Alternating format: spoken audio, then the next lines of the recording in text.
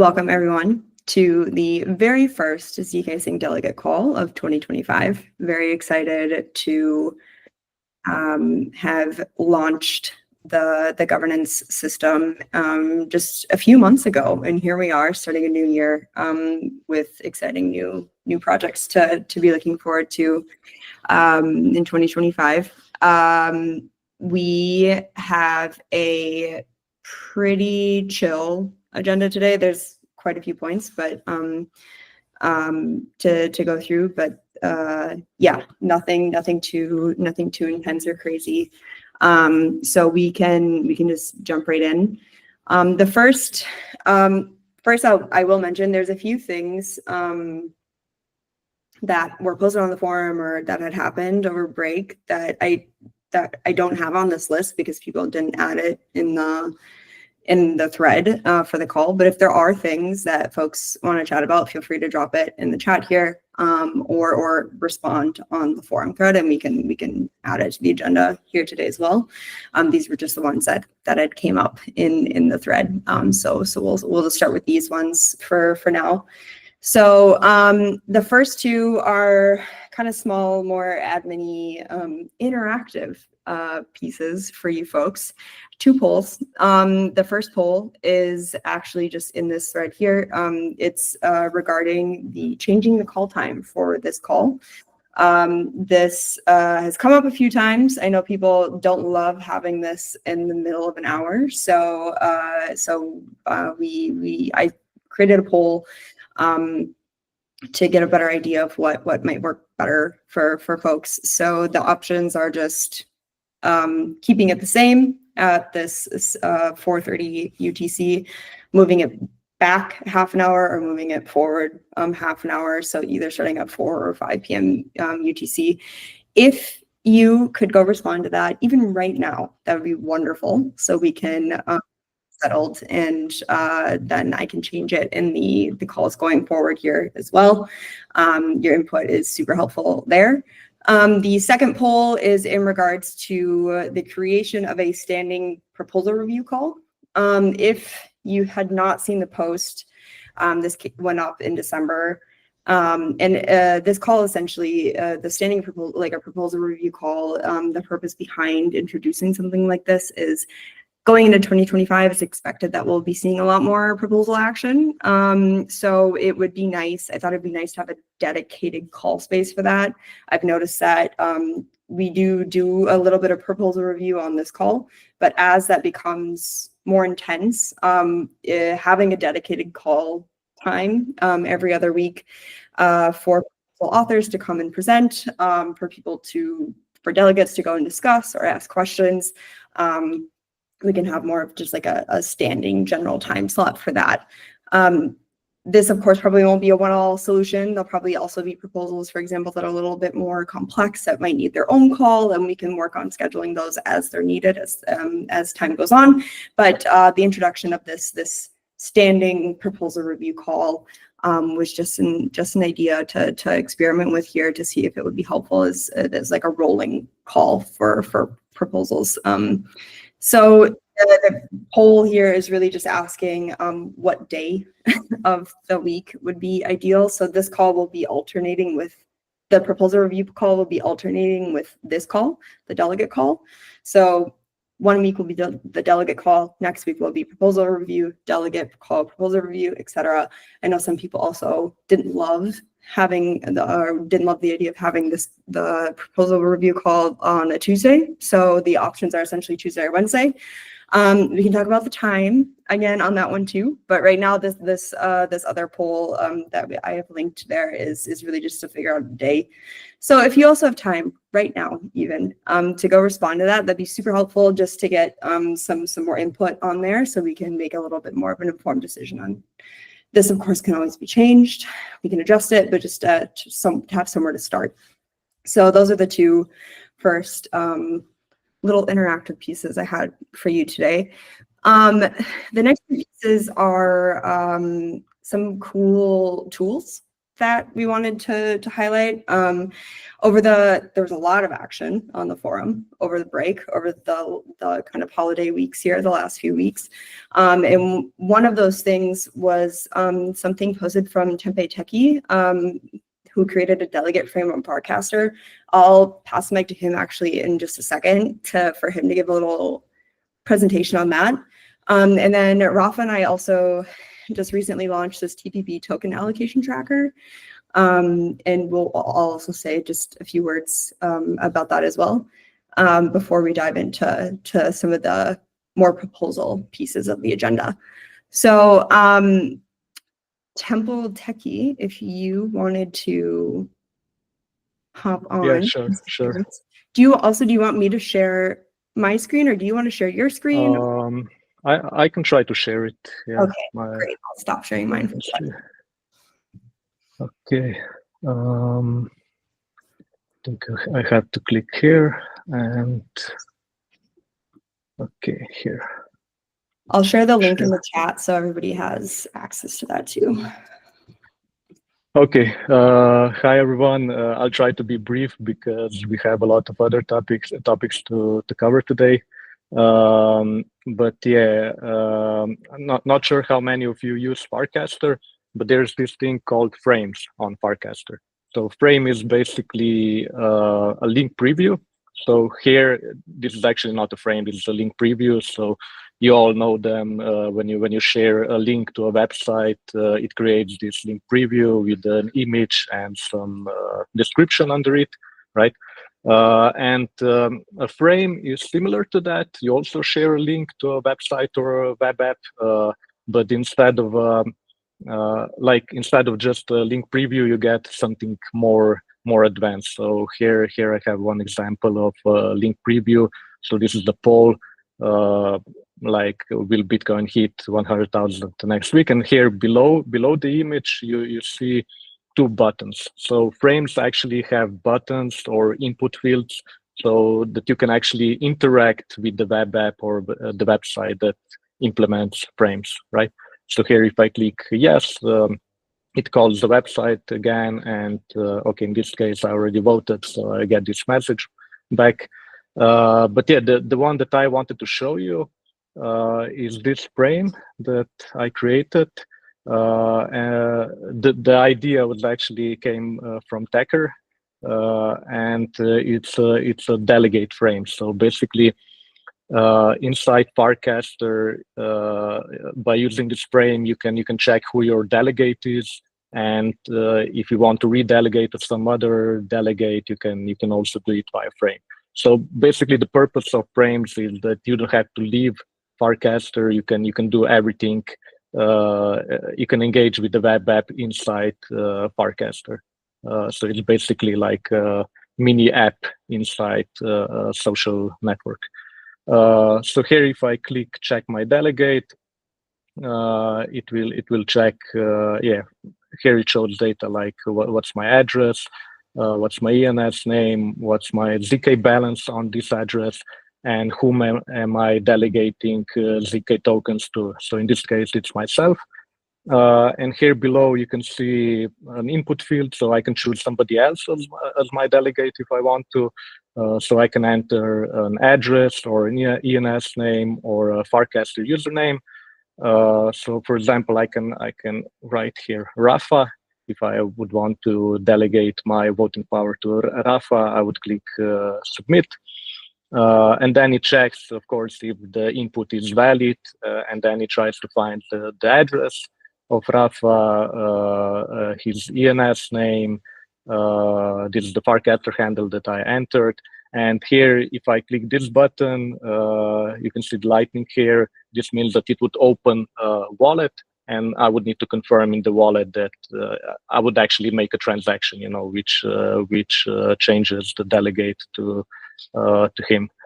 So yeah, and also there are some other features like I can share a frame in a specific state. So here, if I chose another delegate, another person to be my delegate, I could share that, and then somebody else could also do the same, with just one click. So yeah, it's a simple thing on Farcaster, and perhaps something to think about. Like I haven't seen many frames that would interact with ZKsync. So in the future, I would like to see a lot more apps and frames and similar things on social media, which would use ZKsync as a blockchain. So maybe that's one thing to look forward to. And also another thing that I was thinking with this specific frame was if I should use the name ZKsync or ZK Nation, because basically here you are delegating to, to be a delegate on ZK Nation. But I was thinking that perhaps a lot of people on Farcaster don't know the difference between that, or maybe they would get confused. So I decided to keep the ZKsync name, just to keep it more clear. But yeah, just a simple example of what kind of mini app can be made for ZKsync. And yeah, if you have any ideas or questions, please let me know. This is super cool. Very, very cool. Thank you. We love accessibility and new ways to be able to integrate different governance actions into various platforms. I actually did have a question, because in the example you used, you had said you'd used Rafa if you wanted to delegate to Rafa. Rafa is actually not a delegate.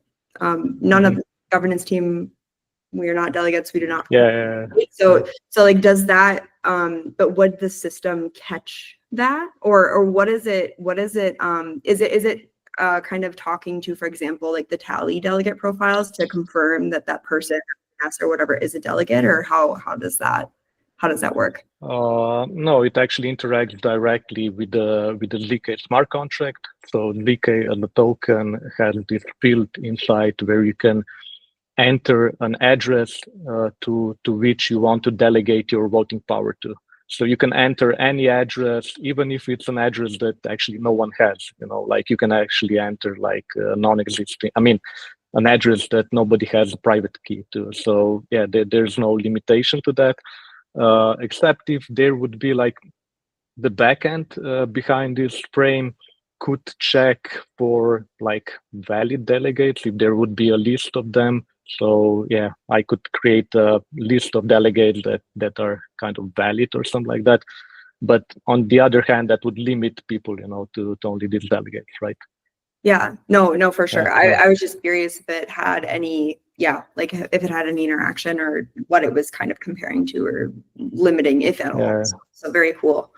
Did anybody have any questions for Tempa Techie?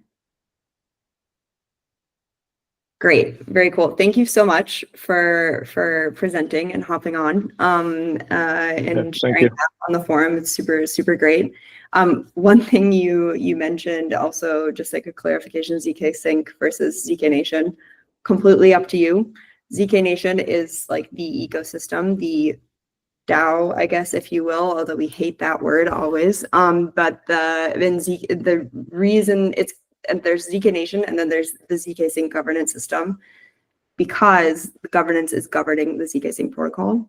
So there are no official rules, I believe, for this.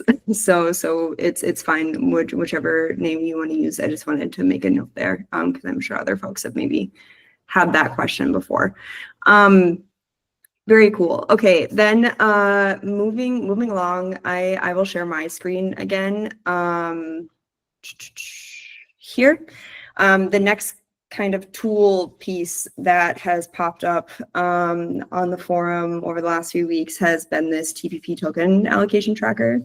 This is something that Rafa and I have been working on for a few weeks, kind of out of obviously our interest that this type of tool would be very helpful to us, but also we recognize extremely helpful to delegates and the broader ecosystem as well. So the purpose of this tool is essentially a tracking dashboard for any active TPP and any related cap minter to any active TPP. This is the forum post that explains it, but I will also show the tracker itself here quickly. It has a lot of different fun little pieces of information on it. Although not very full yet because we only have one active TPP, which is the Ignite program right now.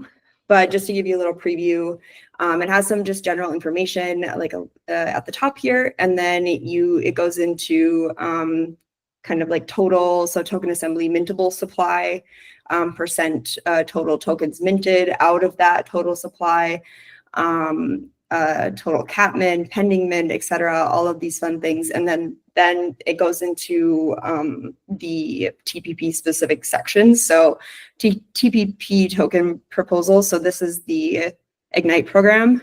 It shows you the current mint cap, total current mint cap for all cap minters. And the total tokens that have been minted so far, percentage minted, etc. A bunch of different data points here, metrics here, and it will have that will be the case for every TPP. And if you scroll down here, this gives you a breakdown of all of the specific cap minters, and it tells you not only the cap minter address but also the cap minter name, or like the affiliation of what TPP it's with. So this is, and yeah, there's some more things down here. You may have noticed if you've looked at it already, it's not perfect yet. There are a few things that are not fully working exactly how we want them to, and definitely lots of room for improvement. But we wanted to share it already, just as we go into the year here, and understanding that it will probably be helpful for everybody to have like a nice overview of all of the token programs and the cap minters related to that, for budgeting, or for, I guess, also for inflation tracking as well as time goes on. So yeah, we will continue working on it and improving it, but it's here, or it's there. It currently lives under, or like that forum post, it currently lives under the delegate resources folder on the forum, so it should be hopefully easy to find if you ever want to find it. Otherwise, just ping Rafa and I too if you can't find it ever. Cool. Any questions there on the TPP tracker? Yeah, Tucker. Hey, hi. I have a question. So I don't know if you remember, a few weeks ago we posted on the ZK Nation Twitter that the window claim the airdrop was on the 3rd of January, right? So this has passed now. And it was said that all of the remaining tokens, will go back to the DAO or to the ZK Nation, right? So this is actually including, we're looking at the Dune analytics, right? These ZK tokens are mintable supply are here, right? Do I understand this correctly? Yeah. Correct. So the I would have to like double check the metric, but theoretically, yes, they should be there. So, and that's a good point. Just to kind of mention here. So the airdrop the claim window closed on January 3rd. Any tokens that were not claimed, first of all, they were not already minted. So there was no like transfer of tokens here to there. It was just, since the tokens were not minted and they were not claimed, that amount of whatever was left over was just added to the total token supply of the token assembly. You may have seen like in the tweets and stuff, like, will be returned to the token assembly. It was a little too complex to like add all the details in there. So we just left it at that sentence. But yeah, the longer version is essentially just any of those unclaimed, unminted tokens where then that total, that amount was then just added on to the existing, the total supply for the token assembly. Does that make sense? Great. Great question. Okay, so moving along now, just into some of the proposal pieces. Before we dive into some of the newer ones that came up on the forum, I just wanted to quickly mention, and if Felicia's on the call, feel free to also do this, just like quick update on ZIP 3 and ZIP 4. ZIP 3 had passed over the break, and it is working on being executed right now. And ZIP 4 should be being submitted soon, with it this week or possibly next week. Just wanted to drop that in quick. Alicia, anything else to add there for people to watch? Yeah, so ZIP3 voting closed, I think, on the 27th of February, and then it was executed from L2 to L1 on Friday, or yeah, I think Friday-ish. Guardians chose not to exercise their veto on it, and today was the first day of the Security Council approval period, which is a 30-day waiting period where the Security Council is able to approve the proposal. It reached the required 6 approvals in one day and has been executed or approved by the Security Council, and so it has now progressed to a one-day time lock, which is required prior to execution. So this time, actually tomorrow, hopefully ZIP3 will be executed, the first protocol upgrade for ZKsync, which is really exciting. And once that takes place, then Cypherin, who previously put up ZIP2, will look to put up ZIP4 by the end of this week. Great. Any questions on either ZIP3 or ZIP4 or for Alicia? I'll add those. I just want to mention that if everything goes well, then this completes kind of the validation phase for the protocol upgrade. So if the 24-hour window like completes by tomorrow, then hopefully, if everything goes well, this will complete the validation phase. So we'll know the protocol upgrades end to end are kind of working as intended. Yeah, great point. Awesome. Thank you, folks. I also just added, I had forgotten to do that before the call. If you refresh the page, I just added the links to ZIP3, the on-chain vote, and then ZIP4, the forum post there as well, if you folks want to take a look at those if you haven't already. Cool. Then, yeah, so again, there were more things that were posted on the forum than are on this list over the break. So if you want to discuss those, we totally can. But we'll just start with these two. So there's a gap that was been on the forum for a few weeks now, to kind of originally what was called ratify, now just to confirm or to what did we go with, Rafa? Endorse? Yeah, we're gonna go with endorse. Yeah. So Endorse token. So the token program priorities, I've done an amendment. We're going to talk about endorsement instead. So we received feedback from Gabe. Hello. Here, I'll show you. My daughter is joining the call. So we received feedback from Gabe about like ratification. It doesn't really make sense in this sense for two reasons. One is ratification is a pretty heavy legal term, and this isn't a document that we're amending some bylaws or like the official procedures and stuff like on-chain enforcement type of thing. Yeah, I know. And it's not backwards looking. So ratification is usually like for adding legitimacy to a decision which has been made. So what we're talking about here is actually forward looking, and we're actually doing an endorsement of a strategy proposal. So we've amended the language, and hopefully this will go on chain tomorrow. So we'll be able to vote on it. And then, but the kind of exciting part is, I know that we received feedback from a bunch of delegates about getting clarity on the strategy. Hello.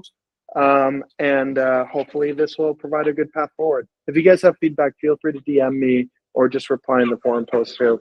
It's all there. And hopefully this will provide us a good, the beginning of more clarity for 2025. Great. Yeah, thanks, Rafa. Any questions on this, folks? Generally, the feedback was more focused on the language there, but if there's any other comments here, again, we'll probably be submitting it on chain tomorrow. So please do share before then. If there was any burning comments or feedback still on that. Great. So the next item on the agenda is the staking on ZKsync. This was not a proposal, but kind of like an intro to a proposal post that was shared. from Roth from the Tally team over the break. Not sure if there were, there's already been like quite some good discussion on it already, but it's essentially, if you're familiar with the Tally staking primitive, introducing that for ZK staking, and how that fits into kind of the broader ZK staking roadmap down the road. Rafa, was there anything you specifically wanted to call out for this proposal? So I think the only thing that I want to call out is kind of like, I think we need to talk about like token utility, and when it's no secret that that ZKsync is moving towards kind of decentralized sequencer, and that it's we need to think about ways where we can have network security. So I think this is kind of like in the broader roadmap. I personally see this as potentially a really good first step as we begin introducing new types of things to do with the token. Like I know Ignite is doing like liquidity, so that it can be so that ZK can more easily be used as an asset. Staking, this like prevents people from having to make the choice. Like governance staking prevents people from having to make the choice whether they want to get their tokens into like DeFi liquidity, and so they can receive return. And yeah, it's a cool first step, and this again builds into other token mechanics that we might see in the future. Start slow, slow, then suddenly all at once. And I think actually that, as Shelby, you mentioned in the chat, it would be really good for Dr. Nick specifically to start talking about some of the new token mechanic improvements and the development of kind of like more on-chain oracles that they've been talking about, which again, slow, then suddenly I suspect will be all at once. Great. Thanks, Rafa, for adding some more color to that one. We'll try to get Roth, who posted that the staking post, to get on one of these calls sometime in the near future to say some more about it. But yeah, if you have any feedback, please, or thoughts, comments, feelings you would like to share, please drop that in the forum thread here. Tempe Techie, yeah. Yeah, just a quick question here, because Rafa mentioned that, ZK will be used for decentralized sequencers, right? Which makes sense, of course. But is there any more info? How will that look like? Like, will it be staking? Like, will users be able to stake to a certain validator? Stuff like that. I don't know. I know that Matter Labs is working on a decentralized sequencer. So I'm kind of like thinking that it could be that the token assembly overall votes to use the ZK token for sequencer security. But I don't know. I don't have any more details than what the roadmap blog post from AG they shared earlier. Okay, but probably there will be something like staking, right? So in that case, it would be better to wait for Matter Labs to kind of announce things and not go with other types of staking, right? Like the proposed one in the I mean, I think these are the types of comments that I would encourage you guys to talk about in the forum. My personal opinion, so I'll take off my like Rafa hat on and I'll put on my other Rafa hat on. The like for me, one of the things that I'd like to do is I'd like to see more movement around the different things that you can do with your ZK token.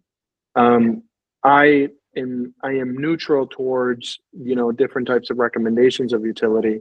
I do think that what Raf and Tally here is mentioning is potentially one possible thing that you can do with your token, and that's exciting for me. I personally want to see 1,000 different things that you can do with your token, and this kind of ties governance and delegation to it. So I don't know. It's kind of for you guys to discuss on the forum. But don't worry, because what I think maybe after Nick talks about the project, I saw Dennison drop in and he can talk a little bit about this because he's by far the expert.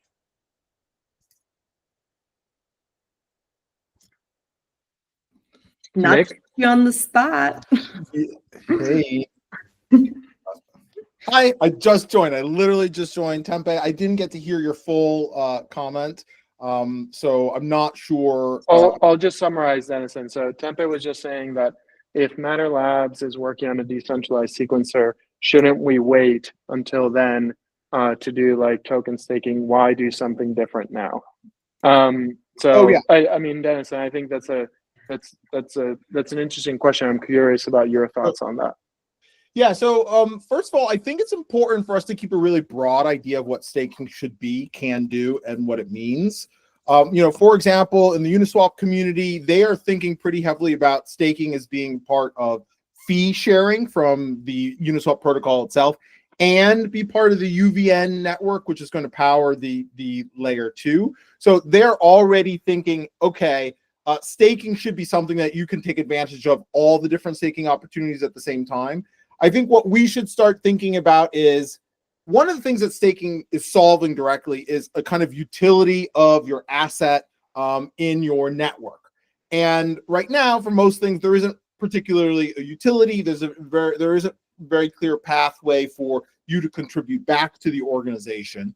And the same way that Matter Labs staking framework is going to be a way for you to contribute back to the network, we have to think about, okay, well, that's just one way that you can do it. There maybe can be a future where there's maybe hundreds of different ways to reuse your token and reuse your contribution and contribute more. Imagine if when staking ETH, you could do something more. Maybe there's something more that you could stake into, something more that you could participate on, more networks, whatever that you could like share your resources to do. I think this is a big part of what Sriram's vision is with restaking an eigenlayer, where hey, you can reuse security and enable all these other kind of ideas. So I think having not fully heard your comment, I think the idea here is less about let's be opinionated on staking, but actually let's think about building a staking system that can encompass and support all things that we might do with the token later simultaneously. Because if you compare the sort of like competitiveness of protocols and ecosystems against one another, certainly ecosystems that have more opportunities for you to use your token, participate, bring your labor, your capital, etc. to the system are going to be more attractive for participants. So I think that's something that I would say is my high level feedback here. When we think about staking, we think about kind of building a framework that is kind of like a rainbow. Everything that you can possibly do can fold back into that. So I wouldn't say it's a thing that would be blocked by future Matter Lab plans. I think staking should be a yes and type of proposition. I hope I did okay jumping in the call. Wonderful. Thank you, Dennison, for sharing that perspective. Any reactions to that? Questions, comments? This is not the last discussion we will have on this topic, but yeah, I think it was nice to open the discussion here. Thank you again, Dennison, for hopping on the spot. And yes, please continue it on the forum. Add all your comments and thoughts to the forum post here, so we can all review those and add to that over time. So next, I will finally pass the mic to Dr. Nick to talk about the Catalyst Incentives Network growth with token programs post that was posted on the forum also very recently. I will also drop the link in the forum here or in the chat here if you haven't taken a look at that yet. But Dr. Nick, if you want to hop on. Thanks, Shelby. Yeah, just a quick intro. I think we'd probably want one of those proposal slots when they're up and running to give you a sort of full deep dive on what our plan is for this. We've been developing it for a few months now. It's a collaboration between Factory Labs and Areta. And this is a kind of post which is kind of building the sort of context around what problem we're trying to solve here. In the soon to be ratified, or whatever we call it, gap, like number 3 there was supporting the ZK apps or Elastic apps across the Elastic Chain ecosystem. And that's what this proposal is focused on. So basically what we're trying to do is we're in a context where throughout the year we've got a lot of ZK chains opening up, coming online, and quite a lot of these have ecosystems that need nurturing and supporting. And we are trying to think about ways in which we can use the token assembly allocation of tokens to accelerate the growth of application layer tooling and apps that are actually consumer facing. So a bunch of this is sort of making the argument of why we need this stuff. It's very obvious that the industry as it's currently set up does not really structurally support application layer innovation. We have lots and lots of new blockchains, but not many apps. But this is actually where I believe the kind of real network growth is going to come from. So we've got lots and lots of block space. What we need is real communities coordinating around real use cases. So what I think we need to move towards is structural incentives. So throughout this post, I kind of make the argument that for a system of the scale of the Elastic Chain, you need to build a kind of economic dynamic which incentivizes people like to build the real attitude and economic reality that ZK Elastic Chain ecosystem is the place to build your app. So what Catalyst aims to do is essentially build a kind of these structural incentives by flowing tokens to those apps in a way that is as automated as possible. So the program as we're currently thinking about it is looking across the ZK chain ecosystem. How do we support apps as they're emerging? So how do we get capital to emerging applications to help boost their growth? And the way we're thinking about this, if you skim down a little bit, Shelby, towards the kind of structural incentives a little bit further, how we do it. So here we can see, up a little bit to the how we do it. So there's a few key components to this. Is the way we're thinking about it is all of these applications. The wonderful thing about blockchain applications is that we can really interrogate how they're being used. So these on-chain sort of actions that are happening for various things on in the applications themselves, we can build from them real sense of real empirical data, how much those applications are being used, how much growth is happening in those apps and across those ecosystems, and support them in their growth and promote that growth through structural incentives. So what we're proposing here is to get really deep into the ecosystem at large, work with the apps directly, understand their application structure, and bring some of that data public. So pretty similar to what we were doing there, what we saw earlier in the June dashboard, looking at the camp minters, we get really good visibility of how these on-chain features are being used. So essentially working with those apps, understanding the applications, and building out what we call KPI oracles, and using that to essentially flow tokens to the most successful apps as they're growing, to materially sort of incentivize their growth. But we're thinking about this in a kind of governance perspective. So we will have a kind of structured, a bit similar to Ignite, but our goal is to have a kind of governance system that manages this mechanistic process for flowing assets out to these ecosystems, and tuning it as we go along. So I saw Daniel sort of made a sort of comment earlier about what about if this all gets gamed, right? So if we go and incentivize likes, for example, on the in the Lens ecosystem, for example, doesn't that just make the people just go and spam likes to improve the thing? Well, yes, in an essence, it would do. That might not necessarily a bad thing all in. but it will need to evolve. So this is what the governance system is designed to do, is to build these KPI oracles, figure out which KPIs are more or less gameable than others, and structure KPIs around that, and flow assets out to apps as they perform. So we're thinking this is a kind of 3-phase distribution mechanism. First is an initial distribution of capital to help apps. Apps are really underfunded comparative to blockchains and protocols and DeFi apps. So even small amounts of capital can make huge difference for things like marketing activities. And then moving into a phase where we have a more mechanistic unlock of tokens, again, using the capped minter framework, levering into that to like actively distribute capped minters out to teams, which automatically unlock as their apps perform. And then finally moving into a system where we can really get good visibility of performance of all the apps across the ecosystem and help them compete for token unlocks over time. So that's broadly where our thoughts are on that at the moment. Happy to take any questions. And yeah, we're developing this out in the public now. So there's that forum post, jump in, drop your thoughts there. We have a full proposal, which we've been developing over a number of months now, and we're quite keen to share it more widely very soon. Great. Thanks, Nick, for jumping in there. Tempe Techie? Yeah, I was thinking about how to maybe prevent the gaming the system. So one way would be to implement a reputation system, or like open rank or something like that.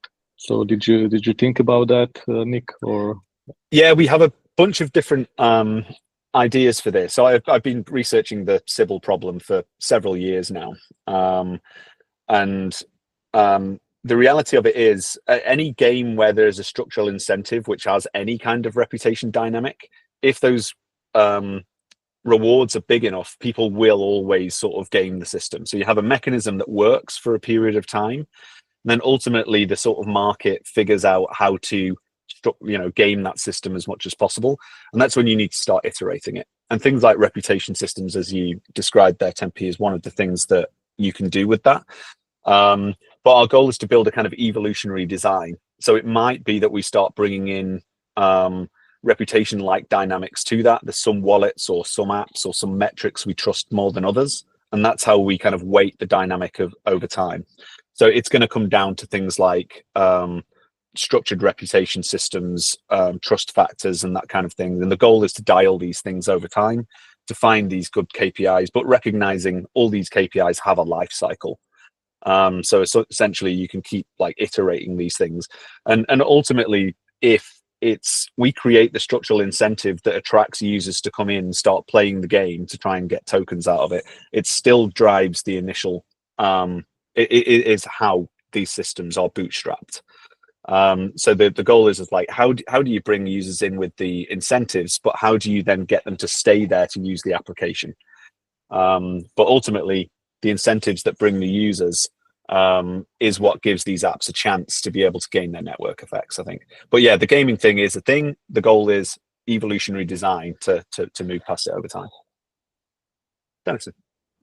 Yeah, I sort of posted this in the chat while you're talking, because I was sort of thinking about it.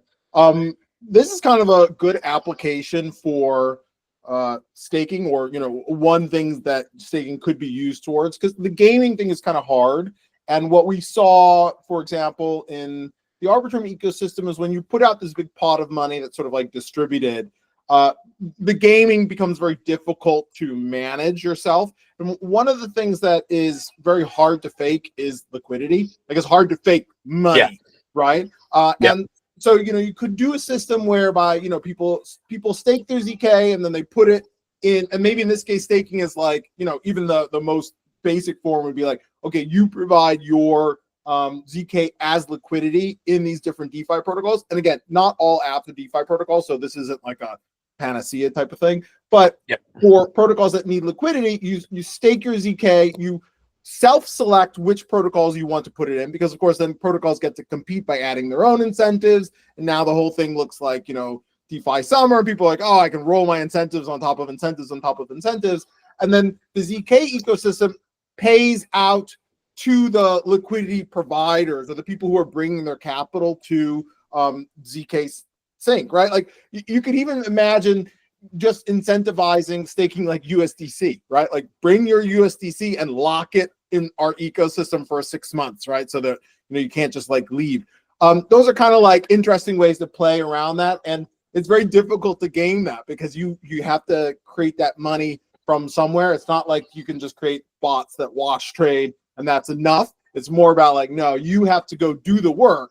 That's very important here, right? Like we can incentivize not just the users to bring capital to the ecosystem, but we can incentivize projects to do the evangelism of the ZK ecosystem itself and say, hey, you go get these users to bring their capital to your system. You incentivize them. We'll back it up. Sorry, my baby's crying behind me. And that actually drives a really big flywheel. So yeah, anyway. Yeah, totally agree, Denison. I think absolutely spot on. There is some metrics that are more gameable than others, right? Particularly if they're costless. So the skin and sort of like nothing at stake problem like comes up in these systems as well, right? So there will be incentives, there will be KPIs. The part of the exercise of this thing will be digging out what it is that is more difficult to game. Like for example, I think the Gravity ecosystem, all they use is KYC. They have incredibly high fidelity understanding of who are real people in there, because it's a kind of sec-dex hybrid sort of like scenario. So that one, some ecosystems have very high fidelity understanding over what their users are up to. The abstract ecosystem, they showed us some wonderful like unboxing NFTs of like Star Wars figures and things like that. You have to buy those Star Wars figures, right? You have to go and buy those NFTs. So they're real mints, real financial assets, people buying consumer products. That is very difficult to Sybil, right? Because you still got to buy the products. So there's definitely the KPIs out there which are valid for this kind of thing. I think people get kind of caught up in the kind of Sybil and farming games and think it's like, right, let's not move then. Let's just give up. But the reality of it is structured incentives is how this entire space works. You can't just give up. You have to build systems that evolve and work with the market and like move past these systems. KPIs get blown out, we build new ones, and that's what the system is designed to do.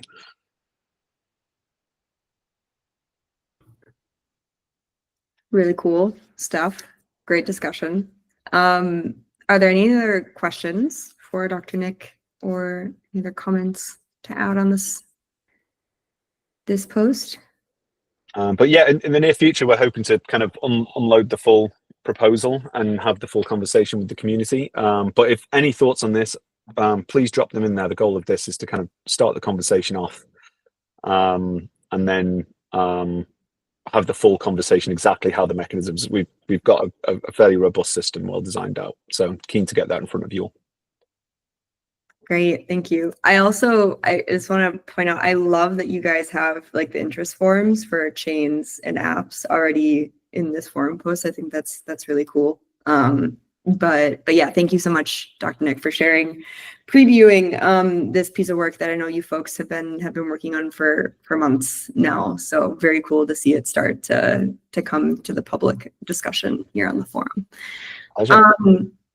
Great. Okay, that was all of the more official things. There was one other post that Cole from 404 DAO had dropped in the chat. This was just kind of one of the other things that have dropped on the forum over the last few weeks over the break. Just so we've seen it here too. It was this block demand steering committee request or technical lead request. This is also another little teaser for a proposal that 404 DAO, PGov, and Stable Lab have been working on. Super cool, cute graphics I've seen from them. It's super fun.